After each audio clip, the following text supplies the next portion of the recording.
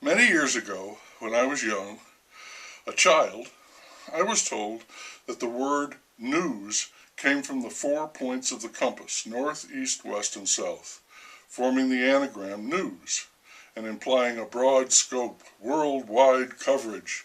It's a pretty conceit. Now, I think there's nothing to that. That's a coincidence. News is all about being new. Breaking news as it's happening. There's a kind of breathless excitement about it. It's new! I stopped following the news a long time ago. I thought it was a kind of psychosis. I thought it was completely appropriate that the legendary news anchor Cronkite, his name was the German word for illness. Following the news, I don't think it's a healthy practice. And even though the reporters all insist that their news is very important, almost none of it has an impact on me. There's no reason for me to be aware of it.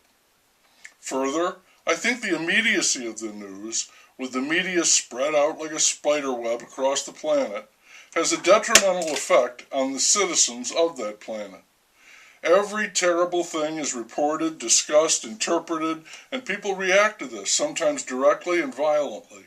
The news begins to cause the news. People do bad things because they know it will make the news. It snowballs, and I think that's part of the sickness.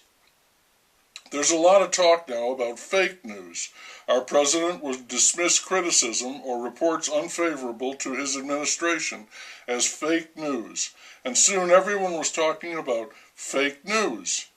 Many days the biggest story was about fake news, including this one. Is fake news real? Now that's a laugh. And of course there were plenty of fake news stories about fake news.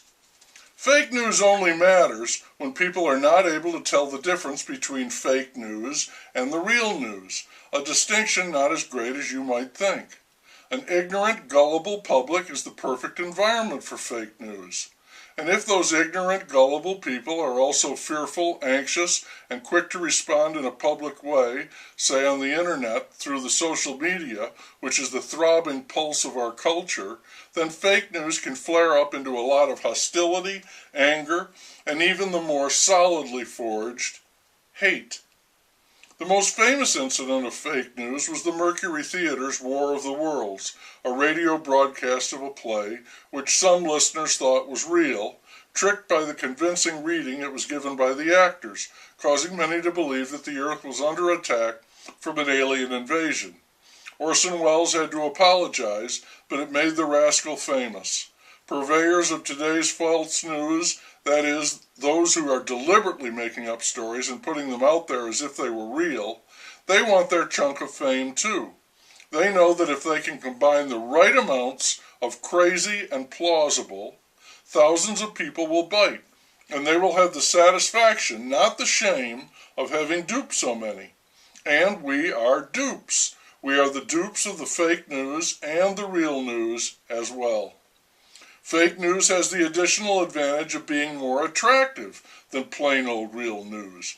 And Gresham's law is in effect here too, as it is in currency. Fake news tends to drive the real news out of circulation. Real news can't compete. It just isn't as interesting as the fake stuff, like an invasion from outer space. If there really is a burst in fake news, then I have to believe that satire is suffering. Social commentary used to be a comedian's staple. We have a cable channel that has a comedy news show, but now that won't be satire, it will be fake news.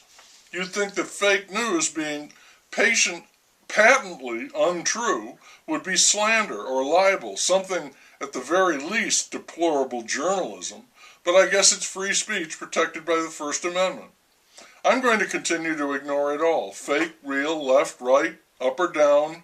Look, it may be news today, but by tomorrow it will be old hat, yesterday's news, and anything with a shelf life of one day is like a mayfly to me, a tiny gnat of no importance.